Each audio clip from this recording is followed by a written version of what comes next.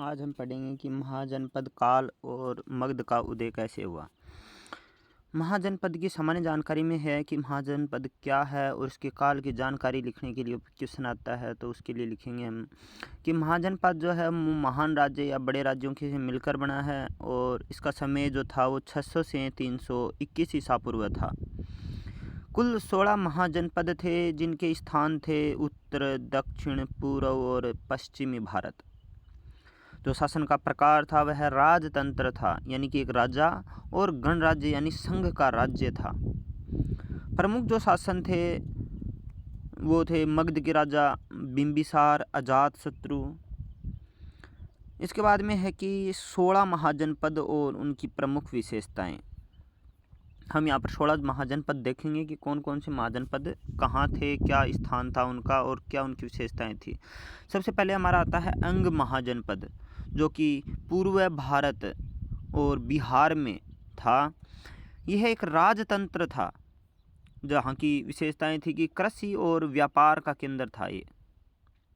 Number 2 जो है वज्जी लिच्छवी संघ, यह भी बिहार का ही महाजनपद था जो कि एक गणराज्य था। इसके अंदर लोकतांत्रिक संघ राज्य थे, 7-8 कुल मिलाकर शासन करते थे। मगध जो है उसका स्थान बिहार या फिर गंगा घाटी था। यह राजतंत्र था और केंद्रित शासन, सैन्य और आर्थिक शक्ति, बौद्ध जैन को संरक्षण था। इसके बाद में काशी महाजनपद का स्थान वाराणसी था।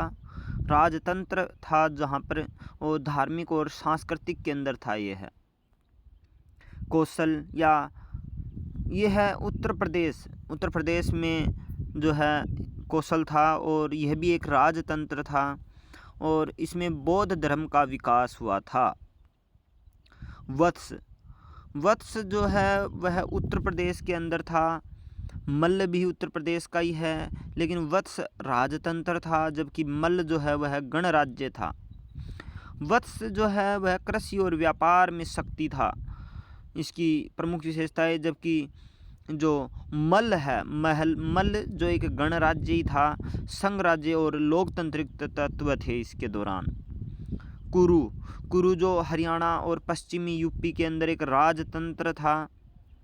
इसके समय में महाभारत कालीन प्रसिद्ध महाजनपद था। यह है पंचाल उत्तर प्रदेश का एक महाजनपद जो कि राजतंत्र था और धार्मिक एवं सांस्कृतिक केंद्र था। महिष यह पश्चिमी भारत का राजतंत्र था और कृषि प्रधान था। अवंती यह मध्य भारत का राजतंत्र था और यह व्यापारिक केंद्र था। चेर जो कि दक्षिणी भारत का एक महाजनपद था। चेर केरल का जो कि राजतंत्र था, समुद्री व्यापार का केंद्र था। चोल जो कि तमिलनाडु का एक राजतंत्र था। यह जो चोल है यह समुद्री शक्ति और सांस्कृतिक और कला का केंद्र था। पांडे जो कि तमिलनाडु का ही है, यह राजतंत्र था और व्यापारिक एवं सांस्कृतिक केंद्र था।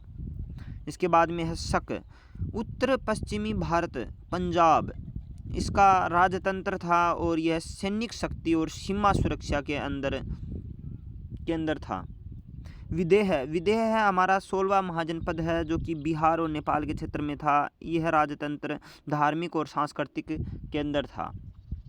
इसके बाद में आता है मगध का उदय, कि मगध के उदय और प्रमुख शासकों के बारे में लिखिए।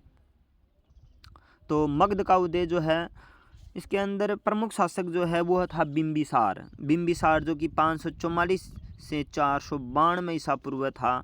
इसने मगध का विस्तार किया और विवाह गठबंधन किया, बौद्ध और जैन धर्म को संरक्षण दिया। इसका महत्व यह हुआ कि जो मगध को महाजनपदों में सबसे शक्तिशाली बनाया। तो बिंबिसार था, उसने मगध जो था उसको 16 महाजनपद में सबसे ज़्यादा शक्तिशाली बनाने वाले बिंबिसार थे। अजातशत्रु जो कि 492 ईसा से पूर्व से लेकर 460 ईसा पूर्व तक थे, अंग और वजी पर विजय की और गढ़वाले किला निर्माण किया और बौद्ध धर्म को संरक्षण दिया। इनका महत्व ये है कि सामरिक और प्रशासनिक दृष्टि से इन्होंने मगध को मजबूत किया, अजातशत्रु ने। इसके पश्चात है नंद वंश।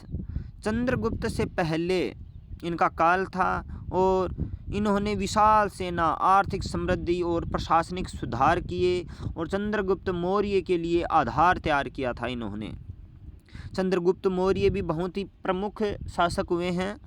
इनका समय जो था वो 321 से 298 ईसा पूर्व है और मौर्य साम्राज्य की स्थापना और केंद्रीकृत प्रशासन, राजस्व प्रणाली के लिए इन्होंने जाना जाता है।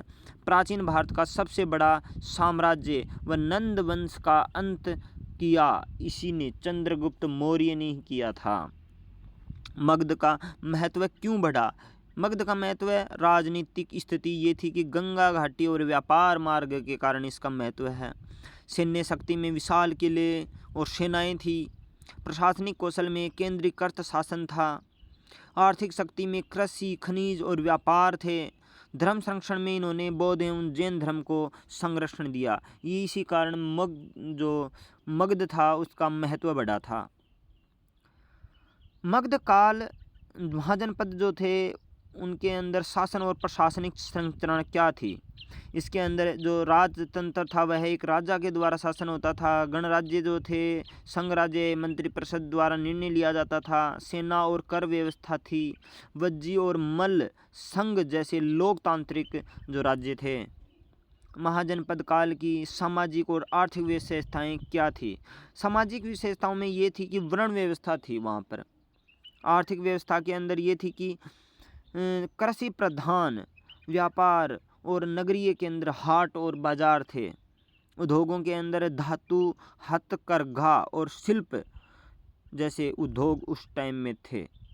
धार्मिक और सांस्कृतिक अगर योगदान की बात करूं तो वैदिक धर्म के साथ बौद्ध और जैन धर्म का उदय हुआ था महाजनपद काल में। सांस्कृतिक जो केंद्र थे वे थे काशी, विदेह और मगध जो कि सांस्कृतिक केंद्र थे। भक्ति और उपासना का प्रारंभिक स्वरूप महाजनपद कालों को ही माना जाता है।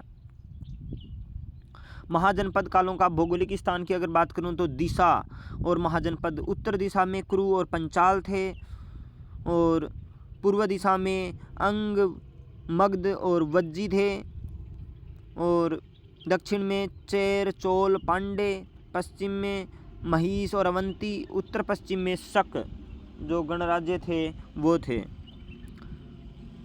इसके बाद में है कि गणराज्य और राजतंत्र में अंतर। तो राजतंत्र राजा के द्वारा शासन था जो कि मगध, अंग और कौशल के अंदर था, जबकि गणराज्य जो है वो संघ राज्य या परिषद के निर्णय से बना एक राज्य था जो कि वज्जी और मल्ल में था।